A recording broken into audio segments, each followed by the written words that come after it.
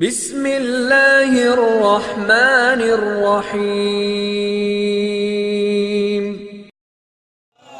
کربل کی زمین پر جب دو لشکر موجود تھے، ایک طرف حسین والے تھے، ایک طرف وہ تھے جو خاندان مصطفیٰ صلی اللہ علیہ وآلہ وسلم کا ساتھ دینے کے لیے تیار تھے، اور ایک طرف ظالم جابر فاسق فاجر حکمران کی تابعداری کرنے والے یزید کے پیروکار تھے۔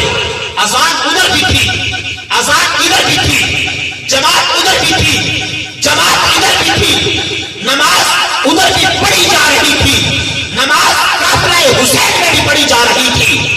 وہ بھی کہہ رہے تھے لا الہ الا اللہ محمد رسول اللہ۔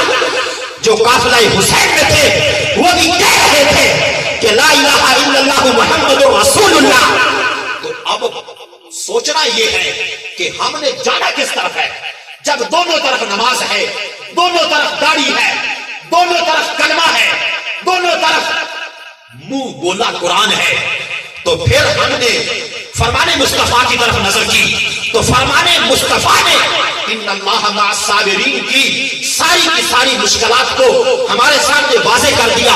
سید عالم نور مجسد شفیع معظم صلی اللہ علیہ وسلم نے ارشاد فرمایا قد ترکت فیکم ما اذ اخذتم به لن تضلوا کتاب اللہ واہل بیت ابراہیم، کہ اے لوگوں میں تمہارے اندر دو چیزیں چھوڑ کے جا رہا ہوں، ایک تو میں رب ذوالجلال کا قرآن چھوڑ کے جا رہا ہوں، اور ایک میں تمہارے اندر اپنی اہل بیت چھوڑ کے جا رہا ہوں۔ میرے دوستو، آج اگر کوئی صرف قرآن کا نعرہ لگائے، پتہ چلا وہ حق میں نہیں ہے، اور ہم یہ کہہ سکتے ہیں اور کہنے کے لیے حق نہ جانے ہے۔ مصطفیٰ کریم، یہ ترمذی شریف ہے اور یہ حدیث نمبر 3722 ہے۔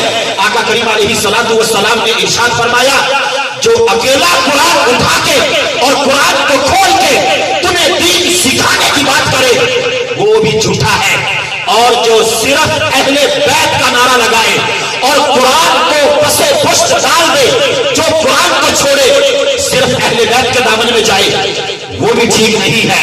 جو صرف قرآن کی طرف جائے، لمبی داڑھی والا اگرچہ ہو، اگرچہ اس کا مزاج کیسا ہو، اگرچہ اس کا جبہ بڑا لمبا ہو، اگرچہ اس کی دستار بڑی لمبی ہو، لیکن اس کے قرآن کو نہ دیکھنا، یہ دیکھنا میری اہل بیت سے پیار کرتا ہے یا نہیں کرتا۔